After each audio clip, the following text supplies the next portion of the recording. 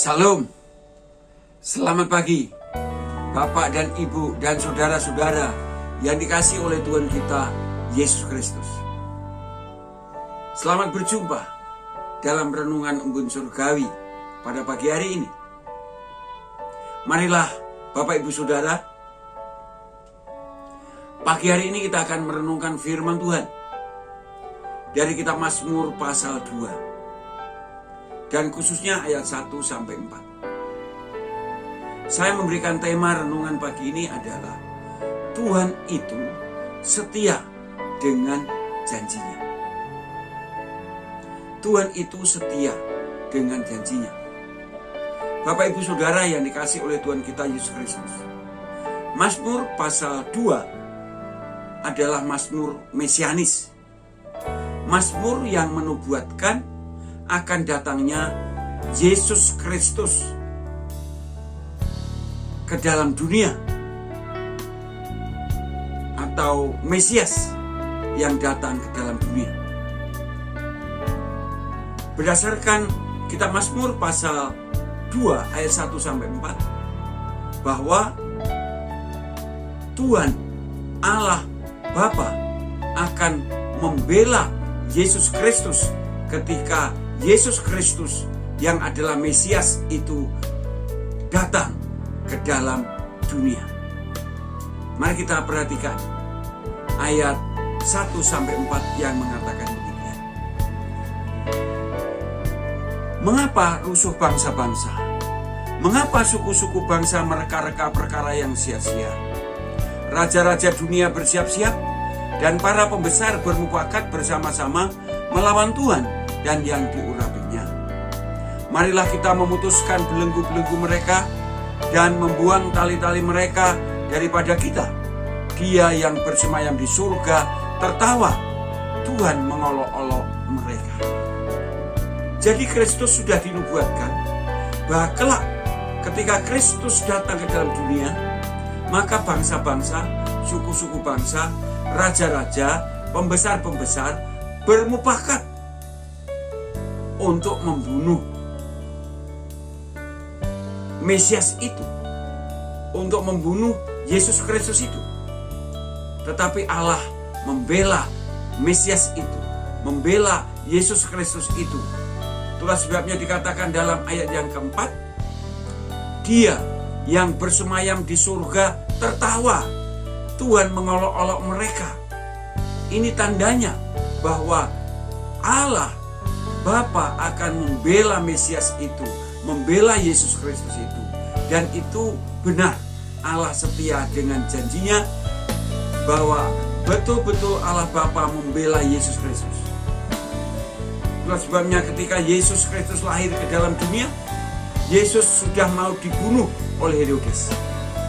Tetapi ketika Herodes bermufakat bersama pemimpin-pemimpin kerajaan pada waktu itu untuk membunuh Yesus, Allah membela Yesus, yaitu dengan datang melalui malaikatnya, mendatangi Yusuf dalam mimpi supaya segera membawa Yesus pergi ke Mesir.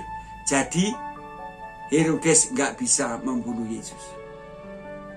Demikian juga ketika para imam, ahli-ahli Taurat, orang-orang Farisi bermufakat untuk membunuh Yesus. Memang secara lahiriah mereka bisa menangkap Yesus, mengadili Yesus, dan kemudian menyalibkan Yesus, menguburkan Yesus. Tapi Allah membela Yesus Kristus itu. Ketika Yesus disalibkan dan Yesus berkata, "Ke dalam tanganmu ya Bapa, kuserahkan nyawaku." Maka terjadilah hari itu menjadi gelap gulita, matahari tidak bercahaya lagi.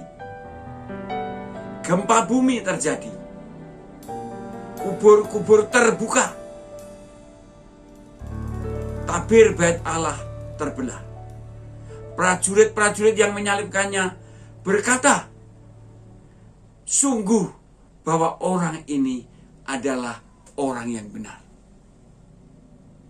dan Yesus kemudian dikuburkan. Tetapi Yesus dibangkitkan oleh Allah Bapa. Sehingga Yesus tidak mati, saudara. Karena apa? Karena dibangkitkan oleh Allah Bapa. Dibela oleh Allah Bapa. Bapak, Ibu, Saudara yang dikasihi oleh Tuhan kita Yesus Kristus. Tuhan kita Yesus Kristus, Mesias Anak Allah yang hidup itu, telah dijanjikan dan ditulis dalam kitab Mazmur pasal 2. Dia akan dibela oleh Bapa di surga. Dia benar-benar dibela. Yesus yang sudah dibela oleh Bapa itu. Kemudian Yesus juga menjadi pembela kepada orang-orang yang percaya dan setia kepada Yesus Kristus. Seperti yang dikatakan oleh Rasul Paulus dalam kitab Roma pasal yang ke-8 ayat yang 34 dan 37 yang mengatakan demikian. Kristus Yesus yang telah mati, bahkan lebih lagi yang telah bangkit, yang juga duduk di sebelah kanan Allah, yang malah menjadi pembela bagi kita. Kristus menjadi pembela bagi kita. Itulah sebabnya kita, orang-orang yang sungguh-sungguh percaya kepada Tuhan Yesus Kristus, pasti akan selalu menjadi pemenang sampai kita dipanggil Kristus nanti. Menjadi pemenang untuk mengatasi setiap problem yang terjadi dalam hidup kita. Menjadi pemenang untuk menjadi orang yang betul-betul menjadi saksi Kristus di tengah dunia itu. Di tengah dunia ini. Itulah sebabnya Paulus juga berkata dalam kitab Roma pasal 8 ayat 37. Tetapi dalam semua itu kita lebih daripada orang-orang yang menang oleh Dia yang mengasihi kita.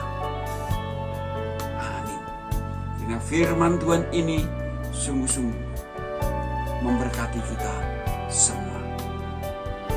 Selamat pagi, selamat berkarya. Tuhan nyata menyertai kita.